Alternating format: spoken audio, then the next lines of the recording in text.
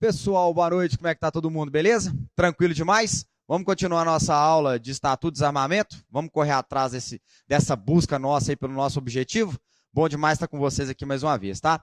Só para lembrar, vocês podem mandar as perguntas aqui no ao vivo, mas tem sempre à disposição a plataforma do Prolabore para chegar a pergunta até para todos os professores aqui à disposição, perfeito? A gente vai estar sempre aí para ajudar.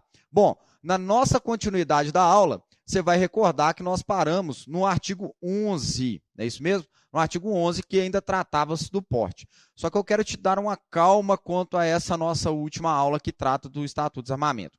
Nós teremos mais uma aula, e nós vamos falar de uma lei estadual que traz a condição do porte de arma de fogo para os agentes prisionais, no caso, o policial penal, não é isso mesmo? Só que eu tenho que deixar claro para você que, por um acaso, se aqui tiver ausência de alguma informação que eu vislumbrar importante, eu vou tratar com essa nossa próxima aula, uma vez que essa lei estadual ela é pequena, ela tem seus detalhes bem pontuados para as provas, e aqui a nossa preocupação maior, uma vez que trata-se de uma lei federal e que corresponde exatamente ao Estatuto. Tranquilo? Fiquem tranquilos, nós vamos tratar dos pontos principais, primordiais, essenciais para a prova que vocês vão fazer daqui a alguns meses ou dias, né? Bom, olha só, quando trata-se da questão do porte aqui, para finalizar aquilo que nós tratamos, eu tenho que recordar do artigo 6º, do 7º e do 8º como aquelas condições que se estabeleceram como autorização para porte, lembram disso?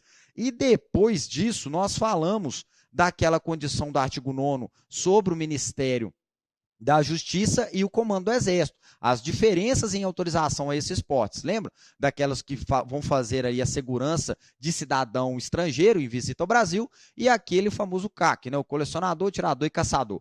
E aí nós tratamos do artigo 10º, aquele que eu brincava do paisano folgado, lembra? Que eu tratava que esse indivíduo, ele poderia portar ali um porte especial de arma de fogo para uso permitido, né? Isso mesmo? Com a condição territorial limitada e com uma validade. Trazendo essa circunstância, além da questão do artigo 10º, chegamos no artigo 11, que vem mais tratar de situações de cobrança das taxas que se estabelecem através de decretos regulamentados. Então, você vai ter ali, por exemplo, o registro de arma de fogo, se eu não me engano, ele está em torno de 80 ou 100 e poucos reais. Você tem as renovações, você tem a questão do porte, né? O porte hoje em torno de R$ 1.200, é isso mesmo. Dentro da questão financeira dessas taxas aqui, você ter só a posse é bem mais em conta do que ter só o porte. Mas é uma coisa que não vai te cobrar na prova, é só por questão de curiosidade, na internet você acha isso de maneira tranquila.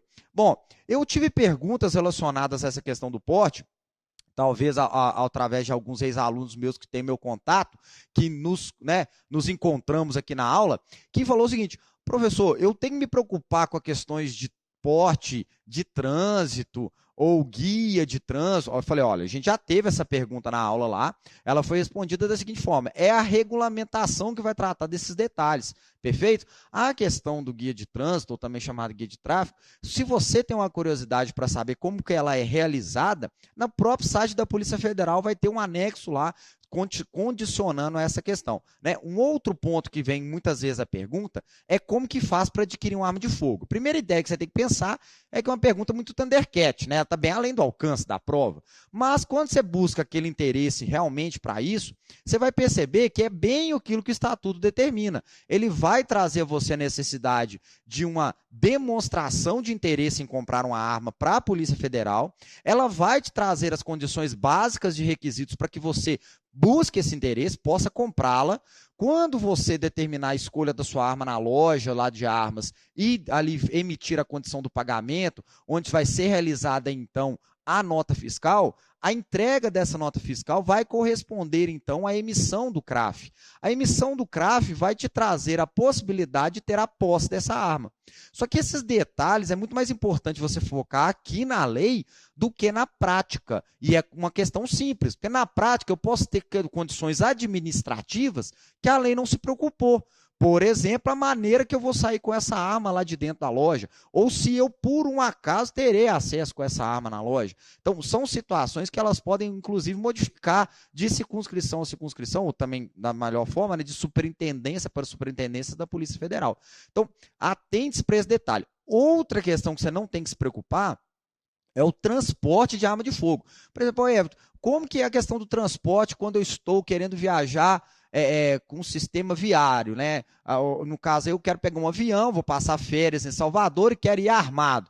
Meus amigos, embora você tenha esse acesso também via a própria condição da ANAC ou dos aeroportos, se você buscar essa informação de forma, né, de maneira básica, você vai saber que essa arma, sendo você não sendo ali o agente de segurança em serviço, e não sendo um policial federal, obviamente, ela vai estar não em contato com você, ela vai ter que ir diretamente com aquele comissário de bordo ou diretamente na cabine, numa armazenagem totalmente envelopada da própria empresa ou que você entregue, e vai ter que ter aquela condição de autorização da Polícia Federal lá no ingresso do aeroporto, antes do embarque, e quando você desembarcar, você tem que procurar novamente a Polícia Federal. Então, tem uma burocracia, certo? Quando nós, policiais militares, que eu falo do meu caso, viajar, né, fiz esse teste uma vez até para trazer para as minhas aulas, da questão da arma de fogo, é sim burocrático, não, mas não é nada de bicho de sete cabeças. Você vai passar pela Polícia Federal anteriormente, já com um formulário preenchido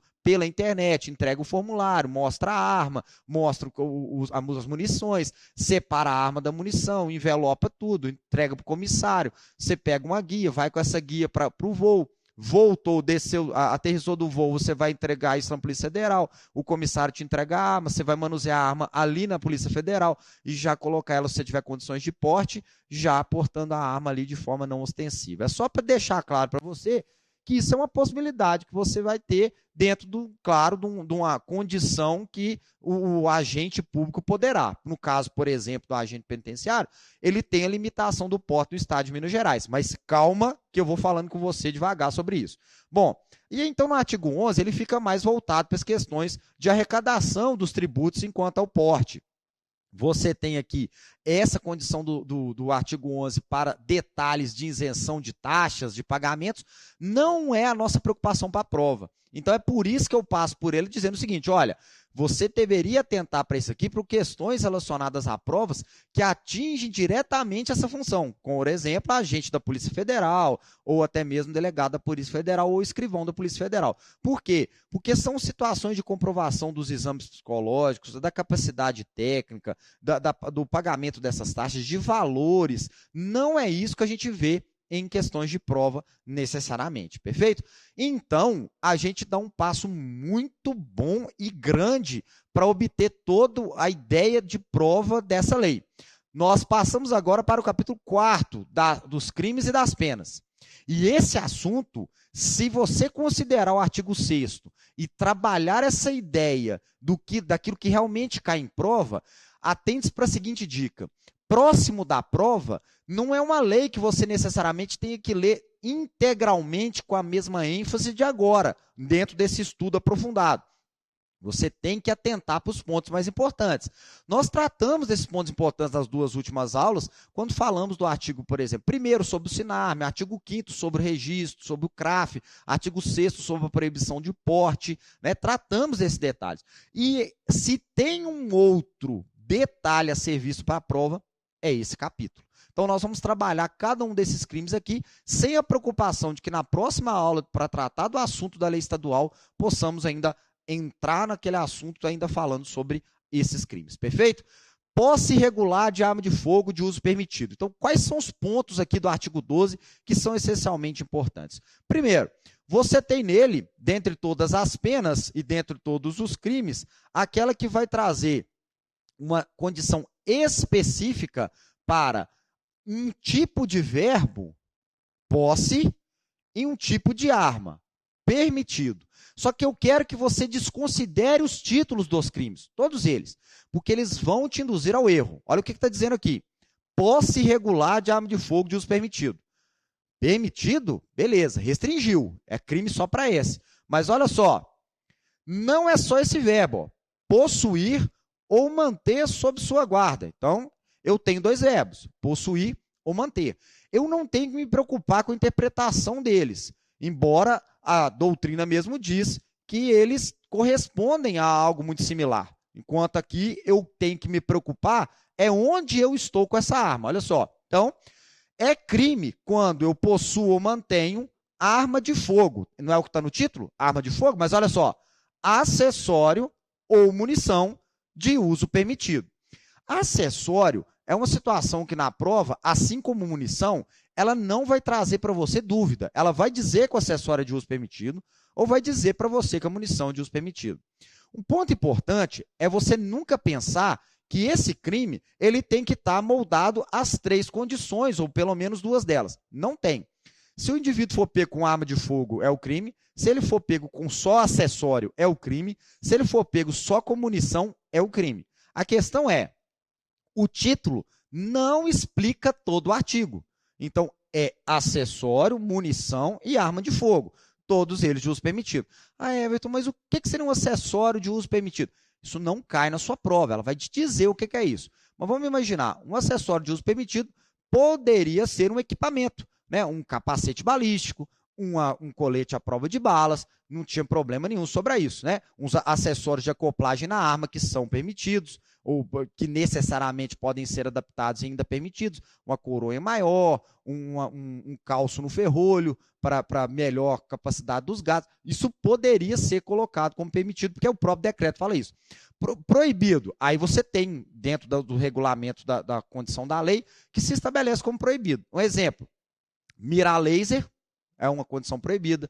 O próprio, aquele que a gente vê muito em filmes, né? O silenciador ou o corta-chamas. Por quê? Porque são acessórios que querem demonstrar ali uma condição oculta do uso da arma. Né? Você imagina se o silenciador fosse autorizado, por exemplo, para o uso dentro da condição aqui do nosso país, né, dentro das condições atuais aqui de uso, e fosse realmente eficaz. Porque no filme a gente acha que é muito eficaz, né? Mas pense que ele fosse muito eficaz. Então você teria vários homicídios aí que ninguém conseguiria perceber sobre a condição do disparo, né?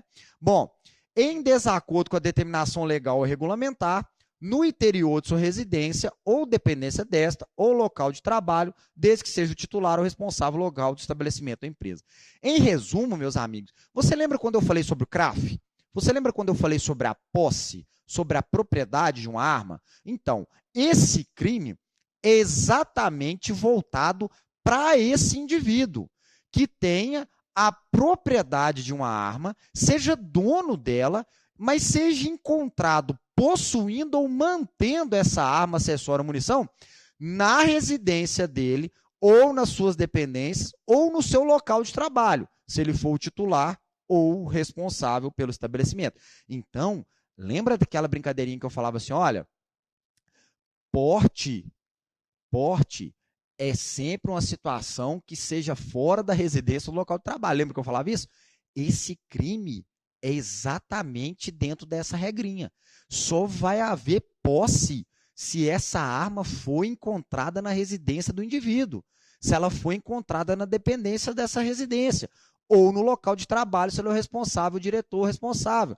Então, meus amigos, aqui a prova vai tentar te esquivar o tempo todo dessa ideia. E você tem que tomar cuidado, são com as pegadinhas. Uma arma desmontada dentro de um carro, e esse carro não está dentro da garagem da residência do indivíduo, é porte, não posse. Uma arma que está no local de trabalho, mas está com garçom, é porte, não posse. Então, se for pensar, a posse, no artigo 12, além de ser uma questão específica, que tem que ser uma arma de uso permitido, ela tem que estar sem o CRAF, com o CRAF vencido, com o CRAF em nome de outra pessoa. Exatamente. Muitas vezes você vai ver decisões jurídicas, né, doutrinárias, jurisprudenciais, que vão falar que a pessoa que está com o CRAF vencido é uma irregularidade administrativa. Não é o nosso ponto de prova. Eu não posso deixar você concordar com isso, porque na nossa prova a letra seca da lei é que importa. Então aqui diz que é sim em desacordo com o regulamento, em desacordo com a lei. Estar com ele vencido é em desacordo. Então vai ser considerada a condição do crime. Então entenda, a prova vai trazer essa ideia, ela vai tentar te burlar a ideia de que essa posse pode ser abrangida por outras condições. Entenda, o fato de uma arma ser de uso permitido já não traz totalmente a certeza de ser o 12, o artigo 12. E o fato de ter uma arma em casa com CRAF vencido, também não dá a condição de ser o artigo 12. Então, você tem que atrelar os pontos que vão alertar para o 12. Tem que possuir ou manter no interior da residência ou local de trabalho nas condições que eu já falei, e tem que ser de uso permitido. Então, são essas as condições que vão atrelar a prova. A prova não vai te confundir com calibres de arma, ela vai te dizer que ela é de uso permitido ou restrito. Perfeito? Bom, nós temos aqui uma pena de detenção de 1 a 3 anos, é por isso que muitas vezes você vê acontecer próximo de você, ou ficou sabendo de um indivíduo ser pego, por exemplo, lá pelo meu batalhão, e ser encontrado na residência dele uma arma de fogo, e chegar na delegacia, o delegado simplesmente arbitrar uma fiança e esse indivíduo ir embora, porque trata-se de um crime, né, com menos de 4 anos, onde o delegado, como não trata-se de um crime com violência ou grave ameaça, o delegado possa arbitrar uma fiança sem problema nenhum. Perfeito? Bom, aqui nos slides, todas as vezes, ou na maioria delas, que tiver de vermelho logo após o crime, são explicações do seu material para que você treine e relembre o que nós estamos tratando aqui, perfeito? Então, eu estou acrescentando aquilo que eu já falei.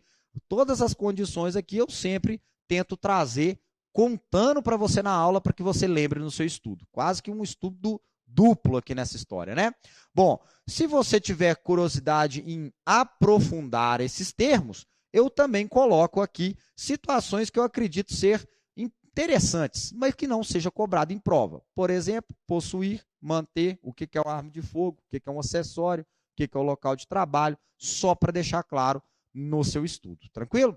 Bom, no 13, você tem um crime chamado omissão de cautela. E no caso do crime de omissão de cautela, eu preciso que você tenha uma atenção para mim sobre um detalhe que você sempre vai, durante os estudos do seu material do edital, pegar essa dica. Toda lei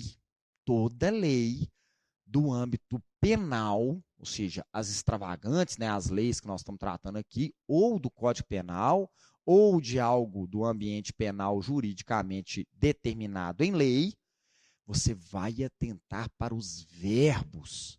Sabe por quê? Porque são esses verbos que norteiam uma condição chamada conduta, que você vai perceber o que o autor queria com esse verbo. Então, olha que legal. No 12, você tem possuir ou manter, para atrelar isso às condições do crime de posse. Na omissão de cautela, você vê que o título fala que foi alguém que ficou omisso, que não observou o que tinha que ser feito e acabou deixando de fazer. E nesse caso, o verbo fala isso, ó, deixar de observar as cautelas necessárias. Portanto, é um crime omissivo. E esse deixar é para trazer o seguinte: não me interessa o resultado desse deixar, senão aquilo que eu vou dizer agora. Deixar de observar as cautelas para impedir que menor de 18 anos ou pessoa portadora de deficiência se apodere de arma de fogo que esteja sob sua posse, no caso o autor da omissão, ou que seja de sua propriedade. Então, meus amigos, a questão aqui é simples.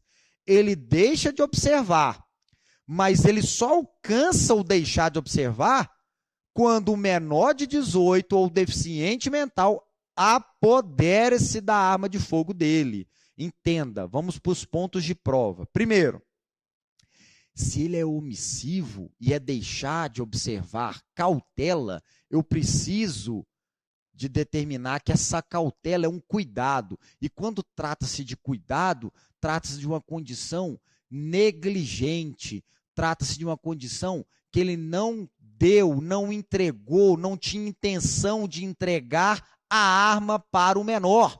Não tinha intenção, não tinha dolo, não tinha vontade de entregar a arma para o deficiente mental. O que ele fez foi ficar bambo com essa arma. O que ele fez foi deixar essa arma de fácil acesso ao ponto que o menor ou deficiente mental se apoderou dela. Então, olha o ponto de prova.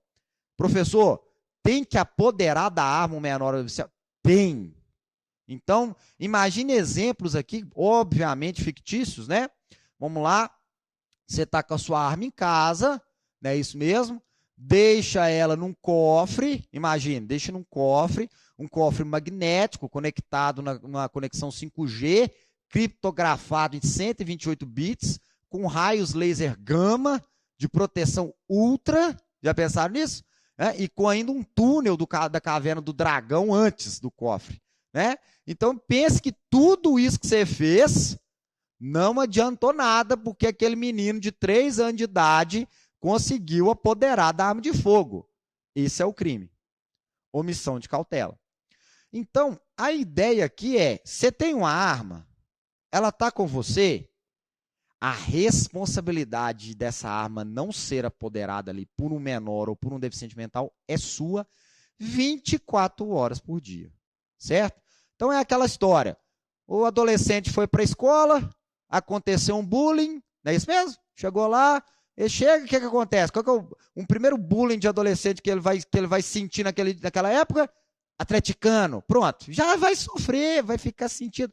E aí ele vai virar para o pai e vai falar assim, pai, você não me empresta essa arma para eu poder ir lá na escola, só dar uma ameaçadinha na turma que está me chamando de atleticano, não.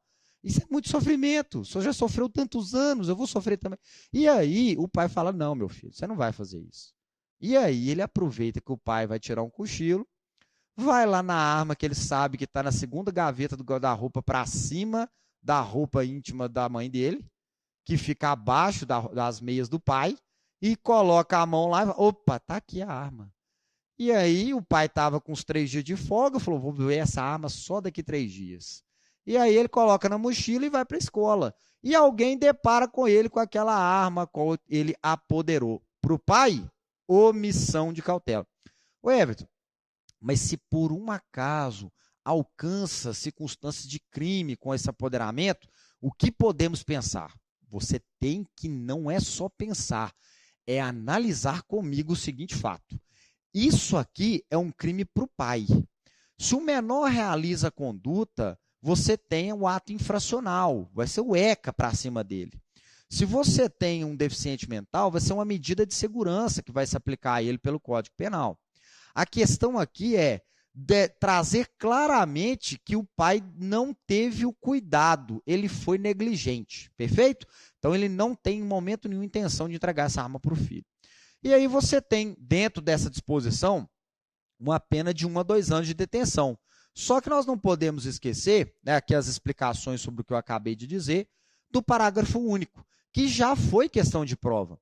Ele é, sim, considerado dentro do molde da omissão de cautela, mas aqui um crime próprio voltado para dizer que nas mesmas penas de até 2 anos ali, né, de 1 a 2 anos, vai atingir o proprietário ou o diretor responsável daquela empresa de segurança e transporte de valor que necessariamente deixou de registrar a ocorrência policial e de comunicar à Polícia Federal perda, furto, roubo ou outras formas de extravio de acessório, munição ou arma de fogo sob sua guarda nas primeiras 24 horas depois de ocorrido o fato. Na prova, o que você tem que preocupar é com essa hora, com qual órgão e o que mais fazer. Vou repetir. Na prova, preocupe-se que esse diretor ou proprietário tenha um prazo de horas 24, um órgão agora tem que comunicar e uma conduta que ele tem que fazer. Então, dica boa, registrar, comunicar em 24 horas. Registrar, comunicar em 24 horas, certo? Registrar a ocorrência, comunicar a PF no prazo de 24 horas. A prova nunca brincou com depois de ocorrido o fato. Ela nunca trocou. Depois de dar conhecimento, depois de ter conhecimento. Embora a doutrina fala que esse diretor responsável é só quando ele tem conhecimento para poder começar a contar as 24 horas. Só que aqui no artigo, né, no parágrafo, fala depois de ocorrido o fato.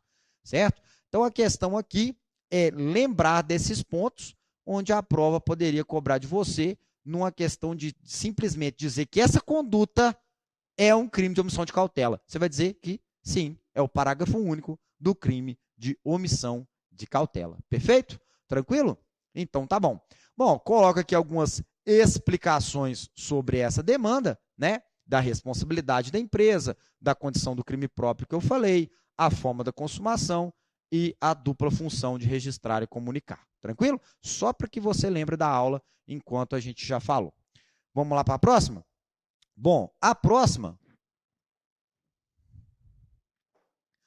é o porte ilegal de arma de fogo de uso permitido. Pô, Everton, peraí, mas já tem um crime de uso permitido aqui, ó, e de arma de fogo? Para que esse 14? Bom, o legislador, ele fez uma análise. Ele falou, olha, eu não posso punir na mesma proporcionalidade, não seria razoável, né, dentro do princípio da proporcionalidade das penas, que eu punisse o indivíduo que está com a arma em casa e que só está dependendo de um CRAF certinho, regularizado, de um outro indivíduo que está fora de casa do local de trabalho, né, ou não é o diretor responsável daquele local de trabalho, e está trazendo mais perigo para a sociedade, uma vez que ele está com a arma sem o porte, que é um documento que nós aprendemos que para chegar nele tem que ter o CRAF.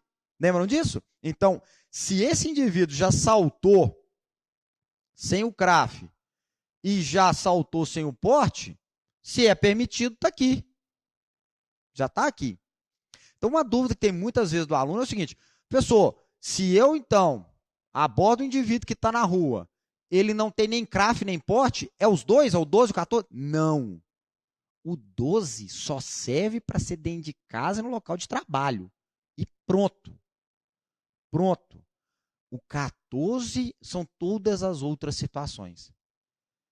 E dentro dessa condição, é tanto que a pena passa a ser de reclusão, e esse ponto é importante você marcar no seu estudo, que aqui já deixou de tratar de detenção às penas, já passou a ser reclusão, com o mínimo que começa em 2, o máximo de 4 anos, certo? E que vem também com um título que não corresponde a toda a realidade. O título diz, porte ilegal de arma de fogo de uso permitido. Mas é só porte? Aí que está o ponto errado também. Portar, deter, adquirir, fornecer, receber, ter em depósito, transportar, ceder. Então, você pega o indivíduo abordando ele na rua, fala, você está portando a arma. Você tem que ver que as respostas legais que a gente recebe. É cada uma melhor que a outra. Não, eu não estava portando, senhor policial. Ela estava no porta-luva.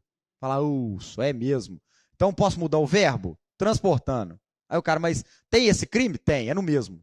Aí dá aquela desanimada e tal. Aí depois tem assim, não, mas eu estava aqui, eu estava adquirindo a arma, ainda não estava portando. Adquiri. Ah, mas eu recebi a arma aqui de fora. Recebeu. Mas eu só guardei a ter em depósito. Mas era de graça, ainda que gratuitamente. Aqui, eu não tenho nada com isso, não. Só emprestei a arma para ele. Opa, emprestar. Então, gente, quando você pensar em todos os verbos, você vai ser sempre colocado a questionar. Tem esse verbo no artigo? Quando trata-se de porte, tem muito mais verbos do que só portar. Então, essa forma substancial aqui da prática da conduta é exatamente o que o legislador queria. Todo molde de circunstância justificada que não trouxer o respaldo de ter o porte, vai enquadrar no crime, se for de uso permitido. Então, outra situação para lembrar, esse artigo só trata das condições da arma, acessório ou munição de uso permitido. E nesse caso aqui, ó, só para ter uma ideia, alguns verbos, eles costumam se rebater em torno de semelhança. Por exemplo, manter sob sua guarda e ter em depósito, ou ceder e fornecer, tem sim circunstâncias de semelhança. O que vai modificar um do outro são terminologias do próprio português mesmo. O que é o sinônimo que mais se aproxima daquele verbo? E é isso mesmo que o Ministério Público faz quando denuncia um indivíduo. Ele busca o mais próximo do verbo que ali está moldado. Agora, a gente sempre tem uma análise a ser feita aqui. Se você perceber bem, no artigo 14, não tem o verbo vender. Pode procurar aqui, ó. Não tem. Não tem o verbo vender. Porém, você pode acreditar no seu estudo que você já fez, que é porque tem um crime de comércio ilegal. E não é por isso. Lá no crime de comércio, a gente vai ver que tem um detalhe específico daquele crime. Aqui, é porque o legislador colocou tantos verbos que enquadram-se no sinônimo de vender que ele abriu mão. Então ele colocou fornecer e ceder. A doutrina, aquela que, dos doutrinadores que tem maioria, fala que o ceder é o que mais tem a conjuntura do vender. E quando fala-se ali ceder ou fornecer, esse ainda que gratuitamente deixa claro que qualquer dos verbos em troca financeira vai alcançar a condição do crime. Então, lá no 17 eu vou tratar sobre isso aqui, beleza? Bom, e aí você tem as mesmas situações, ó, sem autorização ou em desacordo com a determinação legal ou regulamentar. Então, não adianta o indivíduo, e eu quero que você pense nisso na prova, que está com a sua arma e o seu craft em casa, certo? E ele necessariamente corresponde a uma condição de querer sair com essa arma para o bar do lado da casa dele, por algum motivo. Vou te dar exemplos que quase não acontecem. Acho que não, na pandemia, por exemplo, não está acontecendo, mas é porque o bar está fechado. Né? Não é isso mesmo? Vamos lá.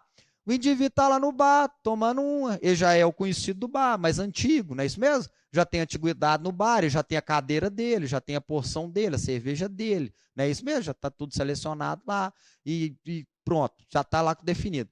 Aí chega um indivíduo novo e senta na cadeira que era dele, pega a cerveja que era dele, pega a mulher que era... Não, mulher não, mas entenderam o que eu estou dizendo? E aí ele fala assim, mas isso é um absurdo, isso aí estão me tratando aqui de maneira totalmente humilhante. E aí o cara do bar, né, o outro convidado do bar fala assim, que foi isso? Isso aqui é igual para todo mundo. Ele, então vou te mostrar que é igual. Aí ele vai lá na casa dele, né, e pega uma arma e vai se ostentar com essa arma. Então ele chega lá, né, chega lá e fala assim, alguém aí tem algum problema aí de eu sentar nessa cadeira? Faz um giro de faroeste nela assim, ó, coloca no bolso, e aí chama-se a polícia, chama-se ali algum agente de segurança que chega e fala o seguinte, meu amigo, você tem o porte dessa arma? Ele fala assim, ó, tenho, lá em casa. E aí ele fala, eu gostaria de ver o porte, porque você tem que estar portando a arma. Você está portando a arma. E aí ele vai e mostra o CRAF. Meus amigos, não tem um quase residência não, beleza? A não ser que esse bar seja dentro da casa dele, não tem que se falar em dar colher de chá nenhuma para quem tem só o CRAF. Aqui é CRAF e porte. Então é o seguinte, quando eu tô lá, era no BPE lá onde eu trabalho, quando eu tô lá e nós vamos abordar um indivíduo, e aí ele fala lá, sai do carro. Na hora que ele sai do carro, ele grita assim para mim, tô armado. Aí qual que é a minha pergunta? Se ele vai atirar? Não, não é essa a pergunta. Eu viro para ele e falo assim, ó, continua com a mão na cabeça então, porque eu também tô. Aqui, viu? Que legal. Bem interessante, né? O cara ter certeza.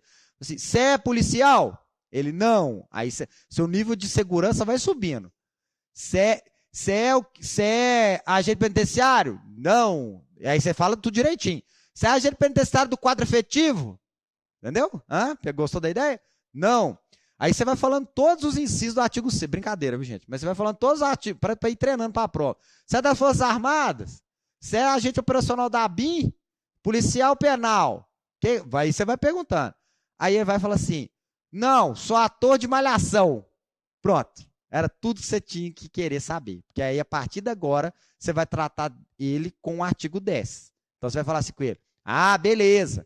Então, deita no chão aí, ô mal. Vai, deita aí, né?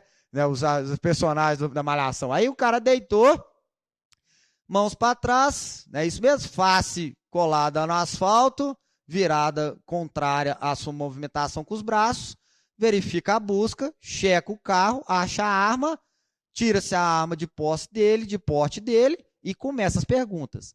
Cadê o porte? Aí, Everton, mas por que você pergunta de cara cadê o porte? Porque se ele tiver o porte, necessariamente vai ter esse CRAF ali. Ele não vai ser bobo.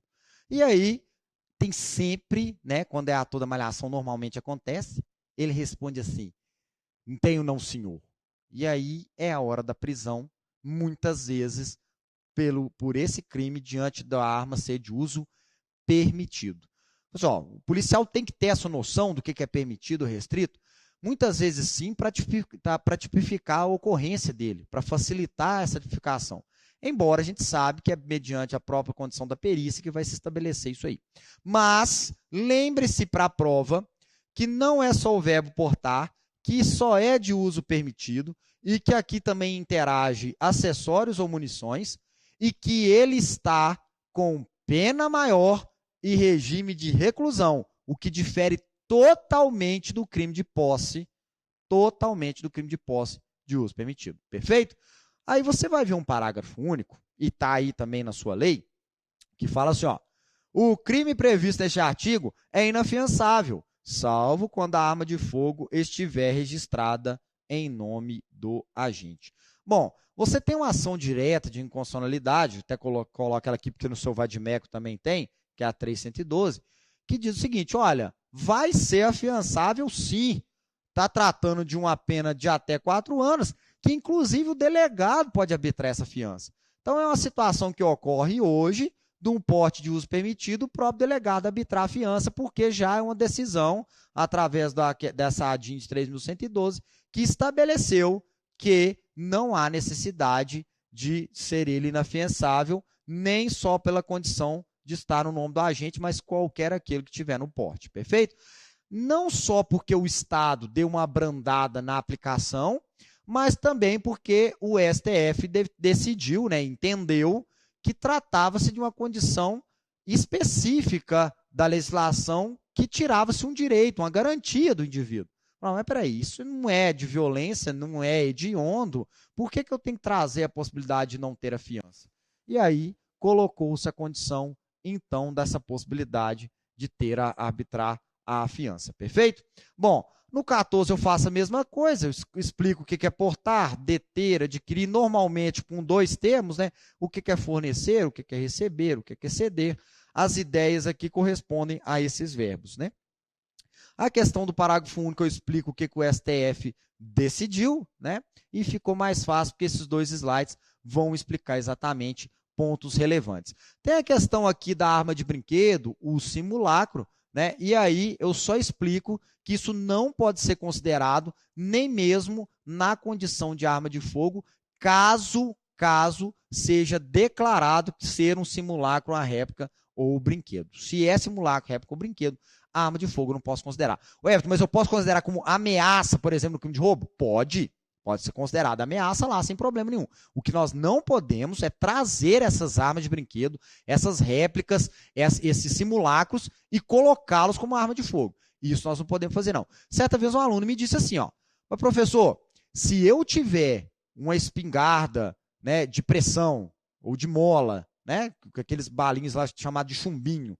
e eu colocar uma adequação no cano que proporcione que ele dispare através do projétil com espoleta e pólvora e essa emulsão e ali dispare um chumbo, eu posso então considerar isso o quê? Nessa condição passou-se a ser uma arma de fogo, perfeito? Que vai ser estabelecida ali uma condição dela ser inclusive até proibida, já que você criou essa arma de fogo. Aí é uma questão pericial, tranquilo? Bom, eu coloco aqui que a condição da arma desmontada ela tem uma divergência doutrinária, mas eu não posso deixar de explicar que essa arma desmontada para sua prova, ela está tentando te enganar.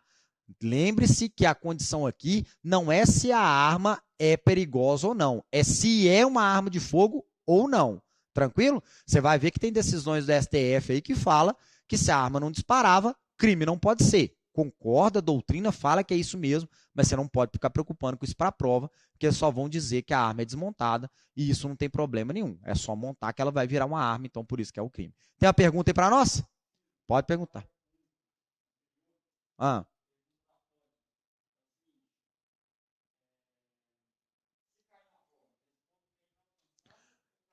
Tem sempre essa pergunta. Olha só, o que eu sempre falo nas questões de prova sobre esse assunto? Preocupe-se com o enunciado.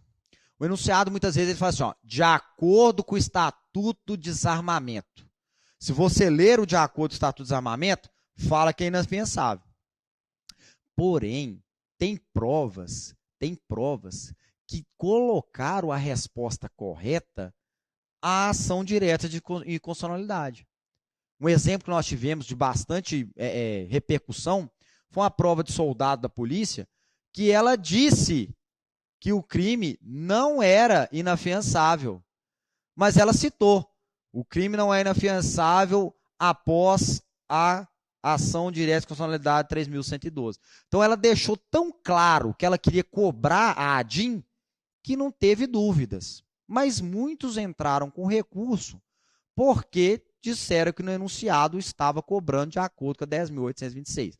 Então, a dica que esse professor dá aqui pelo tempo que ele já passou com essas provas é o seguinte: não brigue com a prova. Não brigue com ela. Olhou. As 4 alternativas estão totalmente fora da condição literal. E a 5ª alternativa, né, já que a maioria das questões de agente são de 5 alternativas da banca, se 4 são de forma bem, assim, né, plausivelmente erradas, e está declarando a inconstitucionalidade, você tem todo o respaldo jurídico para marcar ela como a correta. A questão é que se cobra literalidade da Lei 10.826 e a única que se descreve como correta é dizer que é inafiançável, salvo quando a arma de fogo tiver registrado o nome da gente nesse crime, aí você marcar ela é uma questão até mesmo de eliminação. Fala, não, as outras não pode ser, só pode ser essa mesmo. Né? O Everton, você tem visto cair questões específicas disso aqui? Eu tenho visto caindo nasquelas finais, comércio ilegal, tráfico internacional, porque lá não tem dúvida, lá você tem um artigo 20 que especifica essas condições. Aqui, essa do parágrafo único, eu lembro somente em provas da Polícia Militar sobre esse assunto e deixaram bem claro que a aplicação da ADIM estava valendo. Perfeito? Então, é atentar para isso mesmo, observar as questões, porque realmente a doutrina diz: a ADIM está valendo e a lei diz, ó, isso vide ADIM. Certo? Então, a própria norma, se você entrar lá no Planalto, lá onde é o site oficial do governo, se você pegar um Vadmecum 2020, vai estar vide ADIM 3.112. Perfeito? Tranquilo? Então, vamos lá. Olha só. Passamos, então, para o crime de disparo de arma de fogo, que teremos aquela mesma questão do parágrafo único novamente. No disparo de arma de fogo, tem alguns pontos importantes para serem tratados aqui. Primeiro, preocupe-se com o verbo disparar.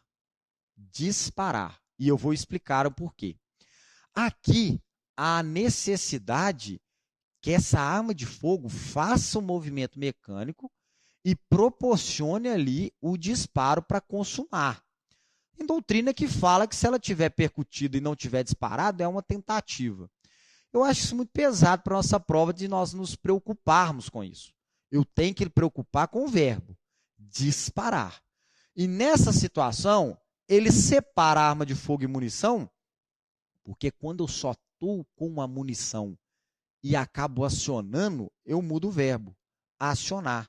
Então é ter uma munição ali, prender ela no equipamento mais fixo, ou utilizar ali de acessórios que mantenham essa munição em maneira mecânica, que aciona ela de alguma forma, né? Você vê vários vídeos na internet acionando munição com prego e um martelo, esquentando a munição, vários testes, né, banais lá sobre isso. Mas onde é o ponto nosso para a prova? Disparar ou acionar, disparar arma de fogo ou acionar munição. Você vê aqui que não tem o termo explosivo, então é munição ou arma de fogo, em lugar habitado ou em suas adjacências, em via pública ou em direção a ela. Então perceba, são situações específicas dessa condição do disparo, do acionamento.